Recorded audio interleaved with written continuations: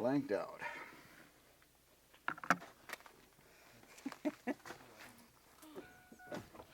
So you got some of the real lifestyle in here as well, after all, eh? Well, apologize for kind of rushing off there, but James will tell you the rest of the story about our life. Yeah.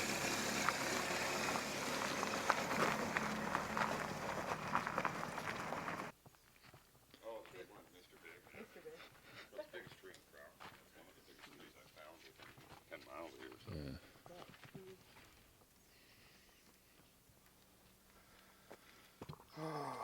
Redneck engineering. From hippie to redneck? Pretty much. Skips a generation. You know, they don't look that much different. Now these days. No. And actually, rednecks versus the new age hippie, the rednecks are probably better people. You can trust a redneck.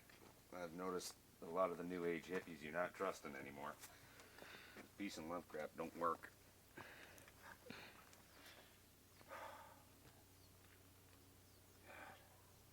I know, can I ask you a question? Yeah. Yeah?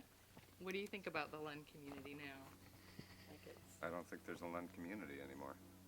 Very few of us are left. I mean, everybody that made Lund when I was a kid 30 years ago, there's a handful left. Everybody else is gone. We don't have the same beliefs. You have kids running around ripping everybody off and all kinds of stuff where that didn't happen 25 years ago. Everybody in the community get to scream at you or whatever because everybody was your parent growing up. Now, it's not that way.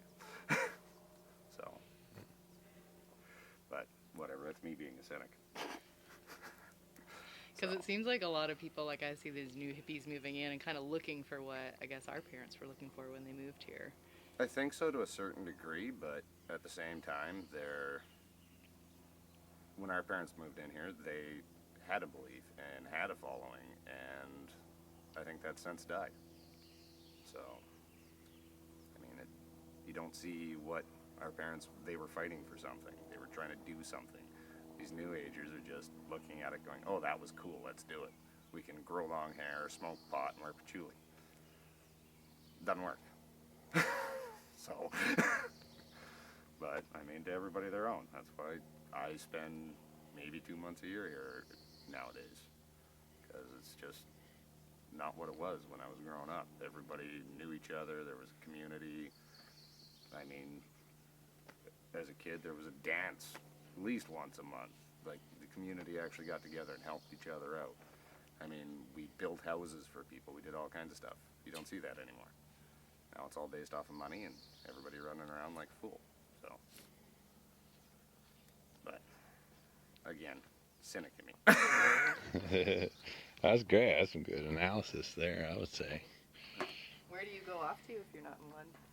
Picking mushrooms, wandering, working in northern Alberta, wherever. For your guys' generation, you were out traveling Europe and all that. By the time I got old enough to want to do something, it was, you know what, the hell with this. Went logging, made some money, survived, and okay, well, had kids and all that, and now it's, okay, now I want to go back to the bush where I belong. So, but. What do you think growing up, like even if you don't describe yourself as a hippie now, but growing up with that kind of, I don't know if you'd call it idealism or whatever, I mean, Well,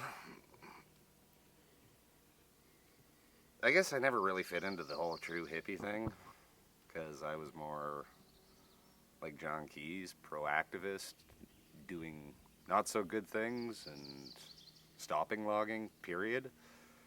And yeah, well, 2-3 years later, I needed a job. Only place I could find work, because I was a high school dropout, logging.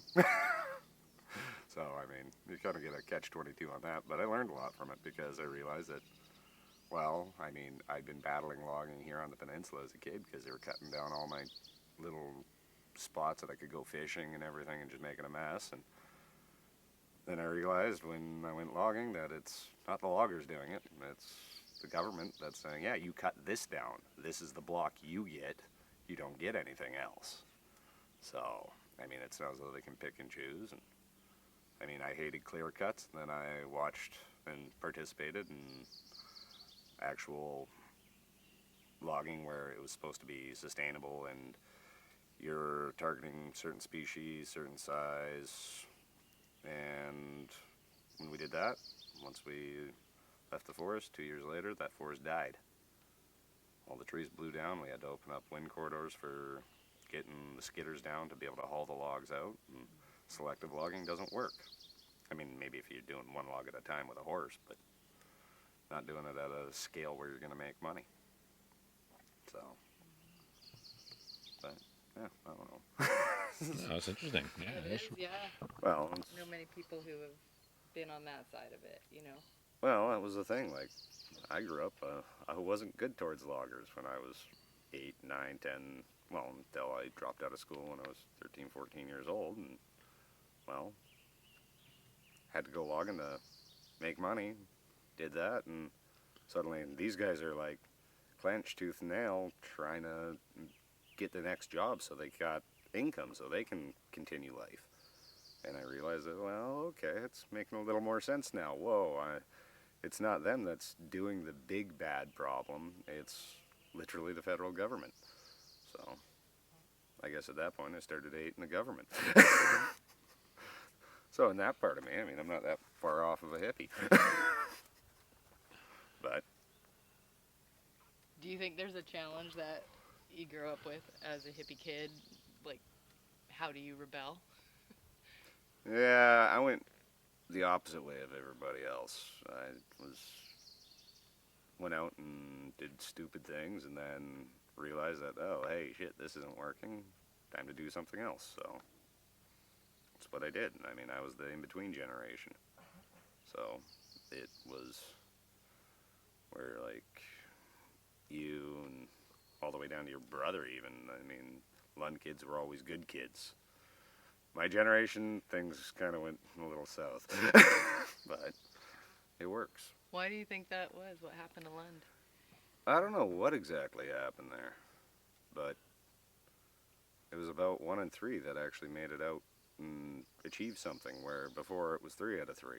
So,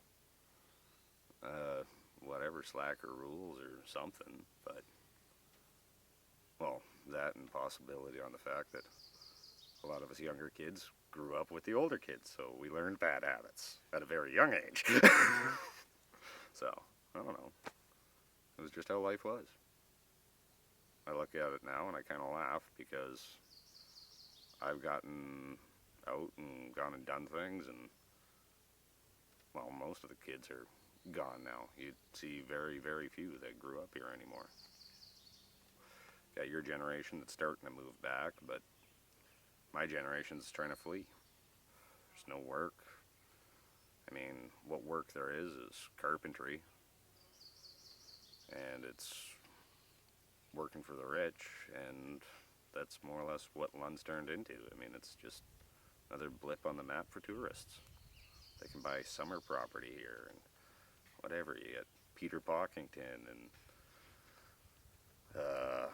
Michael Bublé and all kinds of other fools that are moving in and disturbing our nice, peaceful little community. So, I don't know. I mean, the 80s and the 90s were pretty different from the 70s and the early 80s. So, Well, I mean, yeah. that might have been part of it. But, Yeah. But yeah, that's interesting. I never looked at it that way, I guess, because I Well, gone you were out of here by, what, mid-90s, weren't you? 1990. Oh, okay. Yeah. Yeah, so I was still just a punk kid. And that's the thing, it's like, you look around and it just changed so fast and so far that, well, you got a few people out there that are trying to still maintain that lifestyle, but, I mean, everybody wants their big fancy house and whatever, their big paying job and all that now, or when everybody came out here, they started with a piece of land and built up on that and whatever, lived in peace. Now, not so much. Your parents seem to have maintained it. I mean, Yeah. Well, they're pretty much the last house other than those on the other side of Oakover that it's still no well. It's just rainwater and electricity's an extension cord hung through the trees. So, I mean, well, actually, I think I was pretty much the last kid around that grew up. We didn't get electricity here until I was 12. So it was okay, whatever. Generator, you get an hour of TV a night if you're lucky. So I still barely watch any TV. But yeah, I don't know. I know you're lucky you still got an outhouse. My dad got 3 flush toilets. Called me in New York, flushing them over the phone. You know. I was like, oh, Yeah, well, I miss it. the outhouse part isn't always fun. Wintertime still sucks. And that'll never change. But I mean, like, I guess that's where I kind of differ is took a step past my parents with mushroom picking. Now I spend 6 months of the year living in the middle of the bush, and that's it. Go to town once every 2 weeks or so and get supplies and get the hell out. So, even northern Alberta, I do the same thing. In camp until I need to go to town, take a day off, go to town, don't go to town for another 2 months. So, I don't know. Like I said, it's a different world now. Yeah. Used to be well, the other thing is you look when they bought this place, or anybody had bought land back in the 70s. Land was cheap. Now they want Christ. What my parents paid for this piece of land, and you don't even get an acre. So, it just, well, inflation. So, Yeah, you can't really afford anything around here anymore. We're just at that, like Rianne's house, right, is close to $300,000, and Yeah. it's And what's here? not even an acre. What's here? There's absolutely nothing here, so it's okay. What do you do? I mean, well, kids my age can't afford to buy a house. all the guys that I work with in northern Alberta, they had houses. Now their houses are on the market because oil went to crap, and now they can't make their payments because they bought a $500,000 home and had $10,000 a month that they were paying, and now they don't pay that because they're not making it. So, Chip, you being a snoop. Dang. I never even thought about ever buying a house. Well, I don't want to own dirt. What do I want to own dirt for? It's make-believe. We don't own it. The goddamn government still owns it. We're just renting it and paying an extraordinary amount to rent. So, Will you inherit this land, though? Probably. I mean, well, that's theoretically it'll be passed on, but it won't go to me. It'll go to my sons. Skip paying taxes on it twice. Easier that way. Give it to my sons, and it's in trust, and I'll be the executor, and there's that.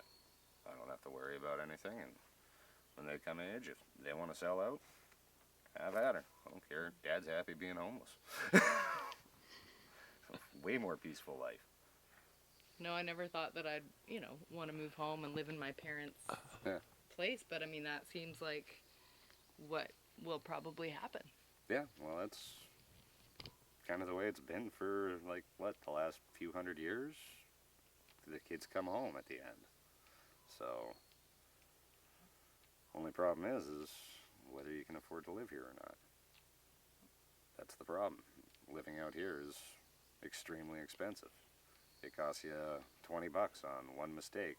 You forget one thing in town. There's 20 bucks gone because you got to go back and get it or make do without. But I mean, just building this trailer, it's cost me in the last 2 weeks probably, 3 weeks, probably $400 in fuel. Because you go into town, you grab everything you need, and you get back, you throw everything together, and you realize you forgot one fucking $2 part. And you can't continue doing anything, so back to town. What do you do?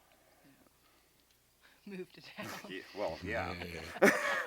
It'd be nice because in town you got a welder, or at least somewhere to plug a welder in. But yeah, I don't know. What's this trailer gonna be for? Living in the next 6 months. Just a whatever little teardrop. It's better than living in the back of my 4Runner. Did that for 6 months last year. Got a little tired of it. Needed to find something a little different.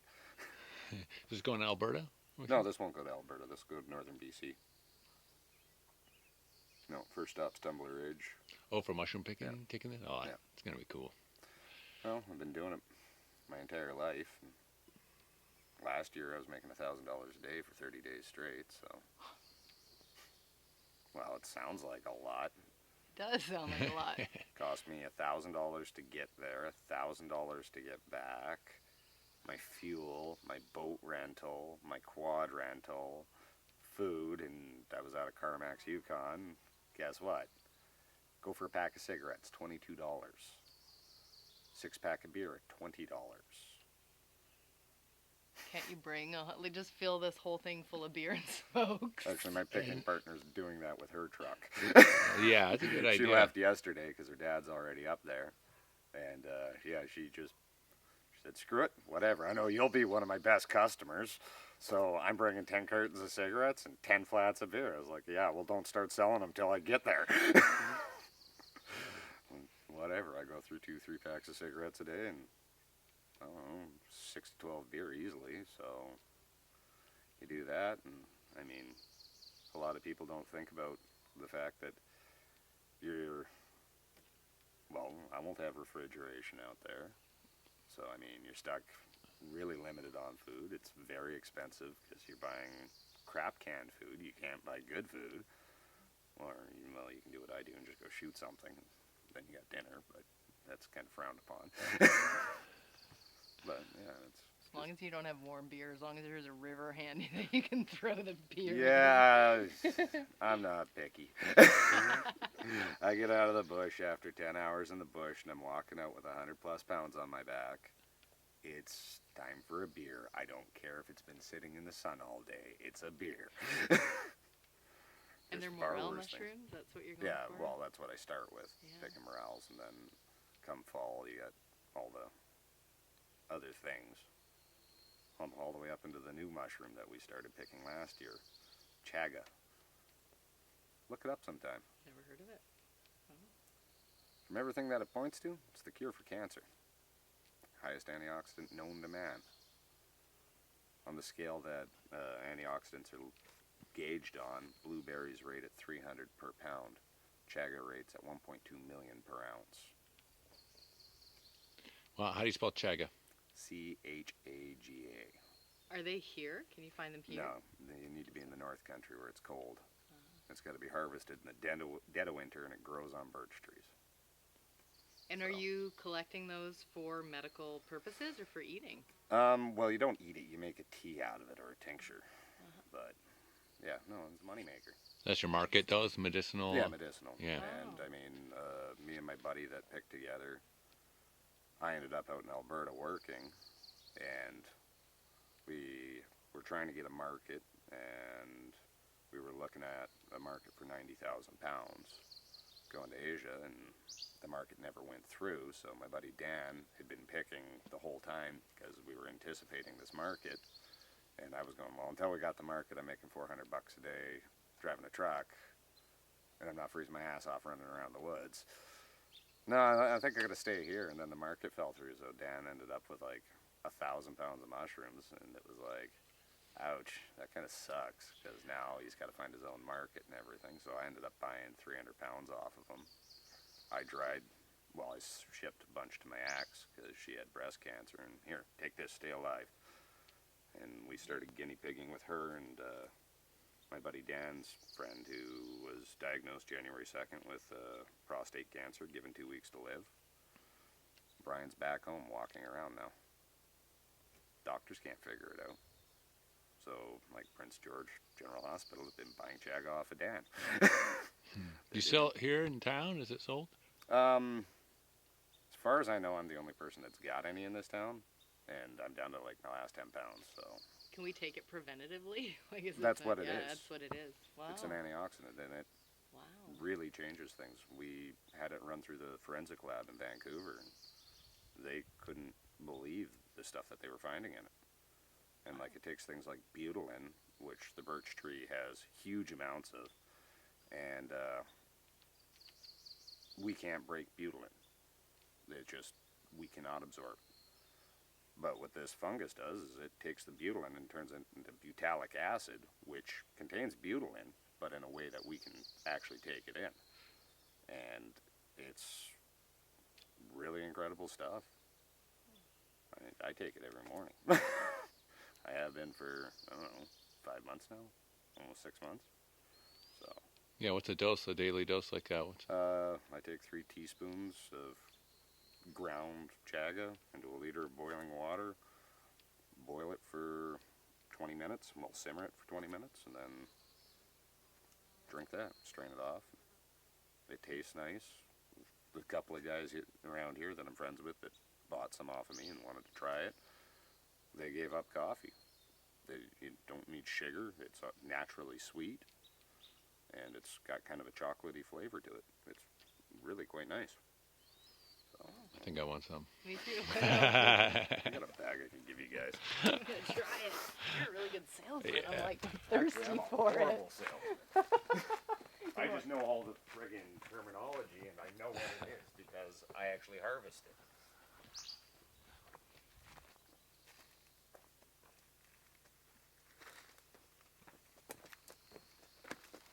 There you go, private reserve. Wow, look at that.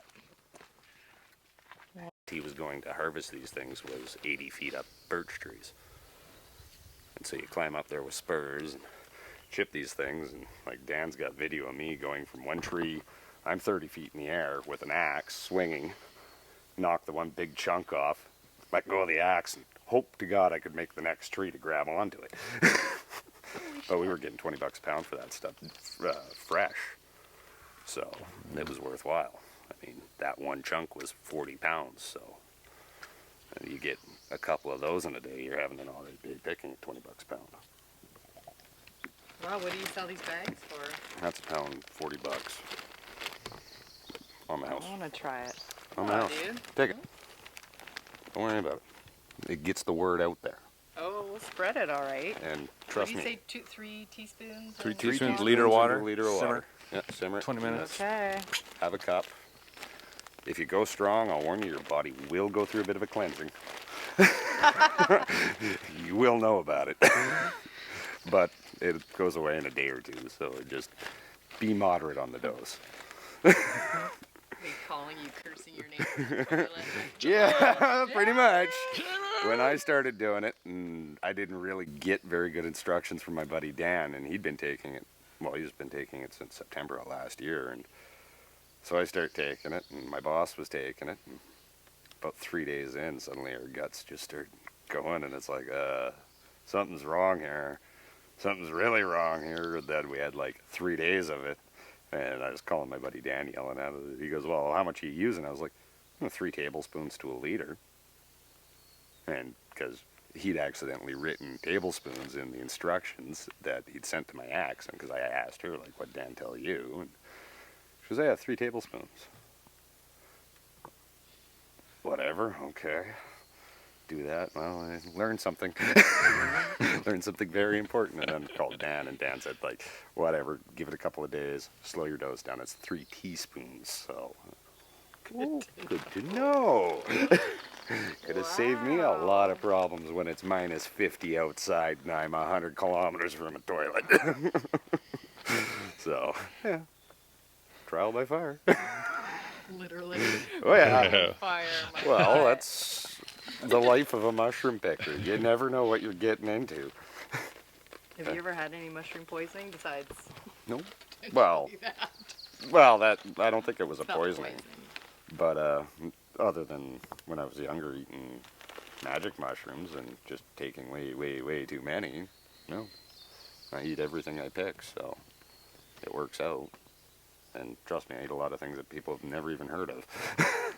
So, well, at least down here on the south coast, up north, everybody knows about it, but people don't pick down here. They do it recreationally. There's no commercial pickers in the area here. Yeah, only So. a few they sell in Slam and right. That place Well, in the Old Windy Town. set's up there, and then you got Marg, Trevor down at Aaron. Trying to think, Rob. What the hell's Rob's last name?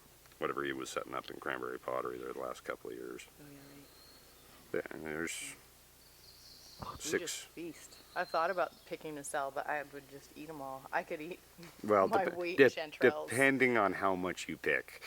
That's Yeah, You got to remember, I pick at a commercial level. 100 pounds a day is an average for me. You're not going to eat all that. It's when you go out looking for one species, and that happens in the fall, not in the morale patch, because when you're picking morels, that's all that's there, is you're picking morels. No other edible species are growing there at the time, so.